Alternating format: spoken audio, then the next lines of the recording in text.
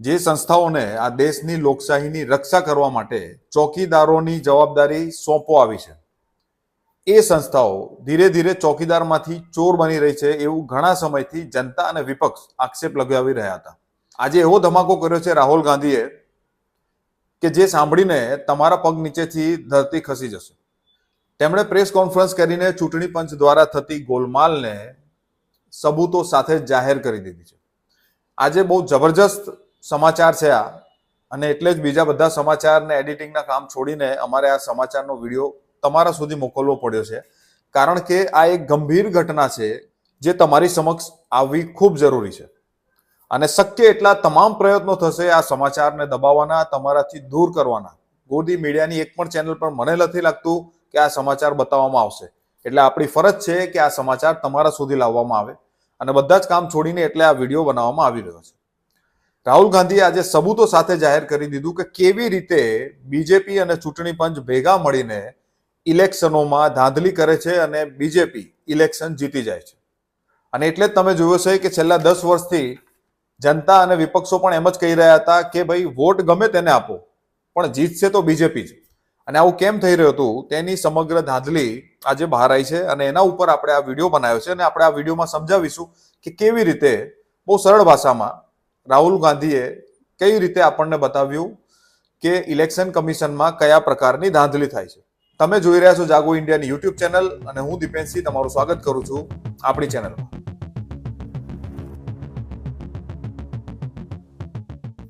વિડીયોને એન્ડ સુધી જોજો, કારણ કે ખૂબ જ ગંભીર બાબત છે. લોકશાહીનું ચીરહરણ થયું છે, લોકશાહી ધ્વસ્ત થઈ છે, અને ચોકીદાર ચોર સાબિત થયો છે. એ વાતની આ વિડીયોમાં તમને સાબિતી મળી જશે. રાહુલ ગાંધીએ આ સબૂત આપવા માટે પ્રેસ કોન્ફરન્સ કરી, અને પ્રેસ કોન્ફરન્સમાં કર્ણાટકની એક વિધાનસભા જેનું નામ છે મહાદેવપુરા, તેનું એક્ઝામ્પલ આપ્યું. 6 મહિના પહેલા તેઓએ ઇલેક્શન કમિશન પાસેથી ત્યાંના ડેટા માંગ્યા હતા કે વોટર લિસ્ટના અમને ડિજિટલ ડેટા આપો અને સીસીટીવી ફૂટેજ આપો. હવે આ બંને વસ્તુ જો આપી દેવામાં આવે તો ધાંધલી તરત જ પકડાઈ જાય. અને એટલે જ નિયમમાં બદલાવ કરીને ચૂંટણી કમિશનરોએ એવો નિયમમાં બદલાવ કર્યો કે અમે ચૂંટણીના જે પોલિંગ બૂથના જે સીસીટીવીના ફૂટેજ છે એ 45 દિવસની અંદર કોઈ અગર વિરોધ નહીં દર્જ કરાવે તો અમે એને ડિસ્ટ્રોય કરી દઈશું. અને બીજી બાજુ ચૂંટણી કમિશન જે વોટર લિસ્ટના ડિજિટલ ડેટા માંગવામાં આવ્યા તે ડેટા આપવાની ના પાડી દીધી, અને સીસીટીવી ફૂટેજ પણ આપવાની ના પાડી દીધી. અને એના માટે તેઓ વિપક્ષના લોકો સુપ્રીમ કોર્ટમાં જાય છે, ને ત્યાં પણ આ મામલો ખેંચતું રહ્યું છે ચૂંટણી પંચ. તમને ખબર જ હશે કે ઇલેક્શન કમિશન કેવી રીતે એને ટાલમટોલ કરી રહ્યું છે. અને રાહુલ ગાંધીને ડિજિટલ ડેટાની જગ્યાએ જ્યારે સુપ્રીમ કોર્ટે ઓર્ડર કર્યો ત્યારે ડિજિટલ ડેટાની જગ્યાએ ફિઝિકલ ડેટા આપવામાં આવે, મતલબ પેપરો આપવામાં આવે, જેનો ઢગલો 7 ફૂટ ઊંચો થયો. હવે આ ઢગલાને દરેક વોટરને 1 by 1 વેરીફાઈ કરવાના હતા, જેમાં 40 લોકોની ટીમ કામે લગાડી રાહુલ ગાંધીએ. ભણેલા ગણેલા નેતા હોવાનો આ જ ફાયદો છે કે તે ગમે તેવો રસ્તો તો કાઢી જ લે. અને એવું જ થયું કે તેમની ટીમે 1 by 1 આ 7 ફૂટના ઢગલાનો 300-400 કિલોની જે પસ્તીનો ડેટા હતો ફિઝિકલ વોટર લિસ્ટનો, તેને સર્વે કરવાનું કામ ચાલુ કર્યું. હવે આ કામ શા માટે ચાલુ કરવામાં આવ્યું? કારણ કે મહારાષ્ટ્રમાં જે ચુનાવ થયા તેમાં સાફ હતું કે કોંગ્રેસ જીતી રહી હતી, અને છતાંય એમણે જોયું કે સાંજે 5:30 પછી અચાનક વોટિંગમાં જબરજસ્ત ઉછાળો આવે છે, જે ડેટા જોયો તેના આધારે. તો આ કેમ થયું? તો એના માટે સીસીટીવી માંગ્યા, કારણ કે સીસીટીવીમાં ખબર પડી જાય કે ભાઈ પોલિંગ બૂથની બહાર લાઈનો છે કે નહીં, 5:30 પછી લોકો ઢગલો વળ્યા છે કે નહીં. એટલે સીસીટીવી ફૂટેજ આપવામાં આવ્યા નહીં. અને એના કારણે મહાદેવપુરા જે કર્ણાટકમાં કોંગ્રેસની સરકાર છે, એટલે આ થોડું ઘણું શક્ય બન્યું કે આ ડેટા બહાર આવ્યો. જે વિધાનસભા પર એમને ડાઉટ હતો તે કોન્સ્ટિટ્યુન્સીની સીટના ડેટા મંગાવ્યા. અને મહાદેવપુરામાં લગભગ 6.5 લાખ વોટરો છે, અને તેમાં તપાસ કરતા ખબર પડી કે 1,250,000 વોટરોની ચોરી કરવામાં આવી છે, મતલબ કે ધાંધલી થઈ છે. यही नहीं, अभी और सुनिए. હવે કેવી રીતે થઈ તે આપણે સમજીએ. રાહુલ ગાંધીએ કીધું કે 5 રીતે આ વોટરોની ચોરી થઈ છે અથવા વોટિંગમાં ધાંધલી થઈ છે. સૌથી પહેલી રીત હતી ડુપ્લિકેટ વોટર, એટલે કે એક વોટર એકથી વધારે 4-5 વખત વોટિંગ લિસ્ટમાં આવતો હોય. બીજું ફેક અને ઇનવેલિડ એડ્રેસ હોવું, મતલબ એડ્રેસ જ ખોટું હોય અથવા તો એ એડ્રેસનું અસ્તિત્વ જ ના હોય. ત્રીજી રીત હતી એક જ એડ્રેસ પર 50, 60, 70, 80 વ્યક્તિઓનું હોવું. એક જ એડ્રેસ પર, મતલબ એક BHK નો ફ્લેટ હોય, એક રૂમ હોય, એમાં 70, 80 જણા રહી રહ્યા, તે પણ અલગ અલગ સરનેમના, અલગ અલગ નામના. ચોથી રીત હતી અમાન્ય ફોટો, મતલબ ફોટો જ નથી અંદર વોટર લિસ્ટમાં, અથવા તો એકદમ નાનો ફોટો છે જે દેખાતો જ નથી. એ એમણે ખાસ એમની પ્રેસ કોન્ફરન્સમાં બતાવ્યું. ત્યારબાદ પાંચમી રીત હતી ફોર્મ 6, મતલબ જે નવા વોટર આવ્યા છે, જે લોકોની ઉંમર થઈ ગઈ છે 18 થી 23 વર્ષ, 5 વર્ષનો ગાળો હોય ઇલેક્શનનો, તો 18 થી 23 વર્ષનો જે નવો વોટર છે, જે કહેવામાં આવે છે કે જ્યારે વારે ઘડીએ એમ કહેતા નરેન્દ્ર મોદી કે નવા વોટરો અમને વોટ કરો નરેન્દ્ર મોદીને, તો એના માટે ફોર્મ 6 ભરવું પડે. આ ફોર્મ 6માં પણ પુષ્કળ ધાંધલી થઈ છે, કારણ કે નવા વોટરની એજ હોવી જોઈએ 18 થી લઈને 23. હવે 70 વર્ષની ડોસીમાં નવા વોટર તરીકે એપ્લાય કરી રહ્યા છે, અને એ પણ એકવાર નહીં, બે વખત. તો હવે થોડો ડેટા આગળ જાણીએ. હવે આ પાંચે રીતમાં કેટલા ડેટાનો લોચો આવ્યો છે. સૌથી પહેલું ડુપ્લિકેટ વોટર, 11,965 ડુપ્લિકેટ વોટર પકડાયા. આ જે 6.5 લાખ વોટરનો ડેટાને ફિઝિકલી જ્યારે ચેક કરવામાં આવ્યો 1 by 1, 30 લોકોની 6 મહિનાની મહેનત જ્યારે ચેક કરવામાં આવી ત્યારે 11,965 ડુપ્લિકેટ વોટર નીકળ્યા. એક જ વ્યક્તિ અલગ અલગ નામથી 4 અલગ અલગ બૂથો પર બોલે છે. આવા તો 11,965 વોટર નીકળ્યા. आदित्य श्रीवास्तव जी हैं, ये महाराष्ट्र में वोट कर, इनका नाम महाराष्ट्र में है, कर्नाटक में है, उत्तर प्रदेश लखनऊ में है और कर्नाटक बेंगलोर अर्बन में है. 4 बार आता है, सेम फोटो सेम एड्रेस. दूसरा नाम दिखाइए, ये है विशाल सिंह, ये कर्नाटक में इनका नाम है, 2 बार कर्नाटक में आता है और एक बार देखिए ये वाराणसी में साहब वोट कर रहे हैं, वोटर लिस्ट में है. थोड़ा जूम आउट कीजिए. और ऐसे हजारों लोग हैं. ये है हमारे काम का तरीका. આવા હજારો લોકો એકથી વધારે વાર અને વધારે જગ્યાએ વોટિંગ કરી શકે છે, કારણ કે એમના નામ બોલે છે. આ જ આદિત્ય શ્રીવાસ્તવ કર્ણાટકમાં પણ વોટિંગ કરી શકે છે, અથવા તો બીજો કોઈ વોટિંગ કરી શકે છે. હવે બીજી રીતમાં આપણે જોઈએ, 40,000 થી વધારે ખોટા સરનામા, એટલે 40,000 થી વધારે વોટર ખોટા સરનામા ઉપર પકડાયા છે. પહેલું એમાં એવા ગડબડ થઈ છે, फेक एड्रेस, या तो एड्रेस है ही नहीं या फिर address 0, house number 0, street number 0. दिखाइए हाउस नंबर 0, देखिए मुनियप्पा जी, मंजुला मुनियप्पा जी का हाउस नंबर 0. अच्छा ये देखिए टेकराज सबकाता, इनका फादर का नाम DFOIGAIDF, हाउस नंबर 0 में रहते हैं. हस्बैंड्स नेम इनका, नीचे जाइए, टिक्का कुमारी आचार्य, नेम YTDR, किसी ने ऐसे ही टाइप कर दिया है YTDR QPF. अच्छा जूम आउट. और जब हम इन एड्रेसेस को वेरीफाई करने जाते हैं तो कोई एड्रेस नहीं.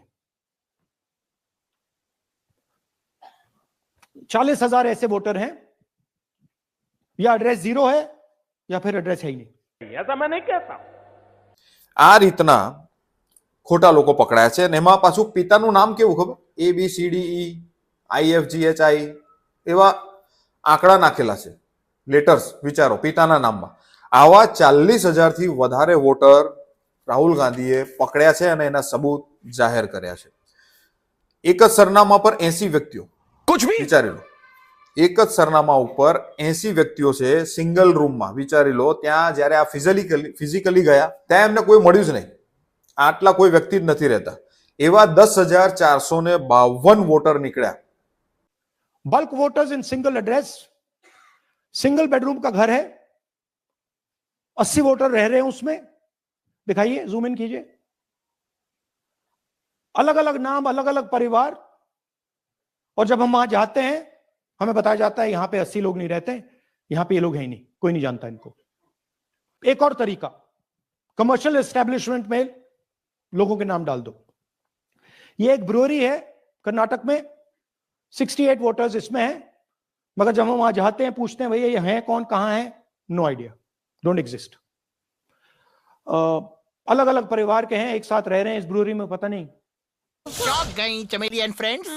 ત્યારબાદ જેના ફોટો મેચ નથી થતા અથવા એના ફોટો જ નથી, એવા 4132 વોટર છે જેના ફોટો છે જ નહીં. એ પણ રાહુલ ગાંધીએ બતાવ્યું કે વોટર લિસ્ટમાં ફોટો જ નથી, અને જે ફોટો છે એકદમ ઝીણો છે કે તમને દેખાય જ નહીં. इनवैलिड फोटोग्राफ, ये बहुत बड़ा तरीका है. इसमें या तो इनकी फोटो है ही नहीं पोलिंग वोटर लिस्ट पे, या फिर इतनी छोटी है कि पहचानी नहीं जाती. देख लीजिए, ये देख लीजिए, और ये सब नाम है इनके. ये सब लोग हैं जिनकी फोटोग्राफ नहीं है और या फिर दिखाई नहीं देती. समझ रहे हो, समझ रहे हो, समझ रहे हो ना? તો આ છે ચૂંટણી પંચની ઈમાનદારી, ચૂંટણી પંચની પ્રામાણિક કામગીરી, ચૂંટણી પંચની લોકશાહી બચાવવાની રીત. હવે છે ફોર્મ 6, જે નવા વોટર આવવાના છે, ભાઈ જેની ઉંમર થઈ ગઈ, હવે 18 વર્ષના થઈ ગયા છે, એને વોટિંગ કરવાનું છે. તો એવા 18 થી લઈને 23 વર્ષના જે વોટરો છે એમણે ફોર્મ 6 ભરવાનું હતું. તો આવા 33,692 વોટર ખોટા નીકળ્યા છે. मिसयूज ऑफ फॉर्म 6, आपने सुना होगा, नए वोटर्स मोदी जी को वोट करते हैं, आता है मीडिया में.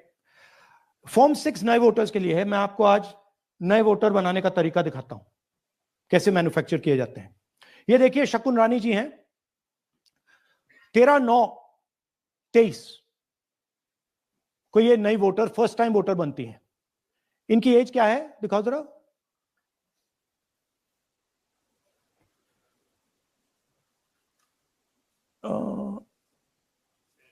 70 साल की हैं.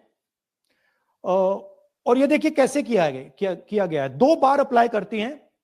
पहली बार 13/9, दूसरी बार 31/10. इसमें उनकी फोटो जूम आउट है, इसमें उनकी फोटो जूम इन है. ऊपर देखिए फर्स्ट नेम शकुन, सरनेम रानी. यहां देखिए सरनेम है ही नहीं, फर्स्ट नेम शकुन रानी. और ये देख लीजिए साइड पे इन्होंने 2 बार ही वोट किया है.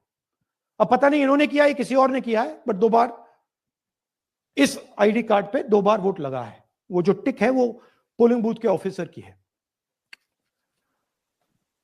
इसीलिए सीसीटीवी को डिस्ट्रॉय किया जा रहा है, क्योंकि वो ये हमें पता ना लगे कि शकुन रानी जी है ही नहीं या फिर कोई और 3-4 बार वोट कर रहा है. આ નવા વોટર જે છે એમની ઉંમરો કેટલી છે તમે ધારો છો? 70, 80, 90, 92 વર્ષના વોટરોએ પણ પ્રથમ વાર વોટ કરવા માટે ફોર્મ ભરેલા છે સાહેબ. ફોર્મ 6 વિચારી લો તમે. આવા 33,692 વોટર પકડ્યા છે રાહુલ ગાંધીએ. હવે તમે વિચારી લો કે 6.5 લાખની કોન્સ્ટિટ્યુન્સીમાંથી 1,250 વોટર ખોટા નીકળ્યા છે. અને જે ખોટા નીકળ્યા છે તેનો આંકડો હું ફરીથી તમને આપી દઉં. 1 લાખ વોટરમાંથી ડુપ્લિકેટ વોટર 11,965, ફેક અને અસામાન્ય એડ્રેસ વાળા, મતલબ અમાન્ય એડ્રેસ વાળા 40,000 થી વધારે વોટર, એક જ સરનામે મલ્ટિપલ વોટર હોય એવા 10,452 વોટર, અસામાન્ય ફોટો હોય, મતલબ ફોટો નથી, અમાન્ય ફોટો છે, 4,132 વોટર. ફોર્મ 6 નવા વોટર જેની ઉંમર 80, 90, 70 વર્ષ છે તેવા 33,692 વોટર. मतलब बकरा बकरा हजम और बकरी पे दम. હવે તમે વિચારો કે માત્ર હરિયાણામાં કોંગ્રેસે એમ કીધું કે કોંગ્રેસની જે હાર થઈ એમાં 8 સીટમાં જે ગેપ હતો એ માત્ર 22,779 વોટરનો હતો. વિચારી લો તમે. તો 2024માં બીજેપી જે 25 સીટો જીતી છે, 240 સીટો જીતી ટોટલ, એમાંથી 25 સીટો એવી છે કે જેમાં 33,000 જ વોટનું માર્જિન હતું જેનાથી 25 સીટો જીતાઈ છે. હવે તમે વિચારો, જે એક વિધાનસભામાં 1 લાખ વોટર જો ખોટા હોય તો આ 33,000 વોટથી જીતેલી સીટોમાં આ વોટર, ખોટા વોટરો નહીં હોય એવી શું ખાતરી? કોણ આની જવાબદારી લેશે? ચૂંટણી પંચ આનો જવાબ શું આપશે? હજુ સુધી ચૂંટણી પંચનું કોઈ નિવેદન નીકળીને બહાર નથી આવ્યું. પણ જનતાએ ખરેખર હવે બહાર આવવાની જરૂર છે. જનતાએ વિરોધ કરવાની જરૂર છે અને જનતાએ આંદોલન કરવાની જરૂર છે. અને વિપક્ષે પણ રસ્તા પર ઉતરીને આંદોલનો કરવા પડશે. અને આ ઈવીએમનો અને ચૂંટણી પંચનો બહિષ્કાર કરવો પડશે. ચૂંટણી પંચમાં જે નિયમો ફેરવાયા છે કે જેમાં ભાજપના જ એટલે કે સત્તા પક્ષના જ 2 માણસો વોટ કરે છે અને એક બાજુ માત્ર વિપક્ષનો 1 વોટ કરે છે. અને આ 2 માણસ, સત્તા પક્ષના 2 માણસો બહુમતીથી નક્કી કરે છે કે કોણ ચૂંટણી પંચનો કમિશનર બનશે. રાજીવ કુમારનો એક વિડીયો મેં જોયો હતો કે જ્યારે પેલો બજેટ પહેલા હલવો બનાવવામાં આવે ને સત્તા પક્ષ દ્વારા, એ હલવો ખાવા એ પહોંચી ગયા હતા. પેલા ગામડામાં જેમ પેલા લાઈન લાગે ને એમ પડિયા લઈ લઈને હલવો ખાતા હતા.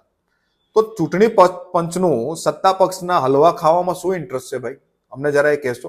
તો આ રીતે ચૂંટણી પંચે આજે ધાંધલી કરી છે. વિચારી લો, કર્ણાટકમાં એક જ કોન્સ્ટિટ્યુન્સીમાં 6 લાખ વોટરમાંથી 1 લાખ વોટર ખોટા છે સાહેબ.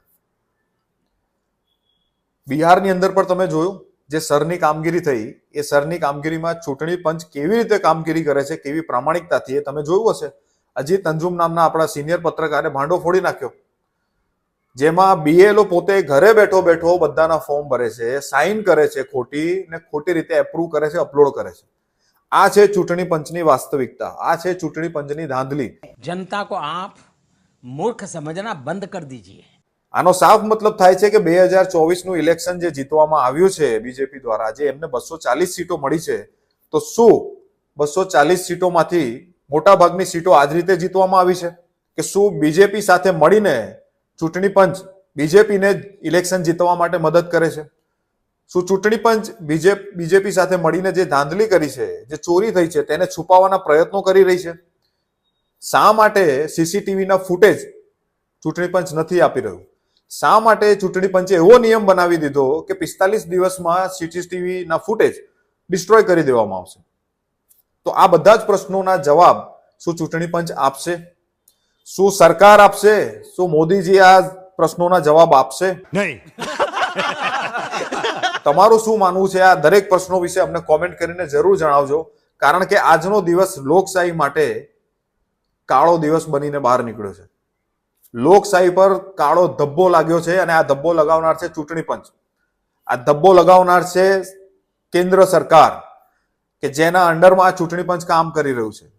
ચૂંટણી પંચની પ્રામાણિકતા પાણીમાં ગતી રહી છે.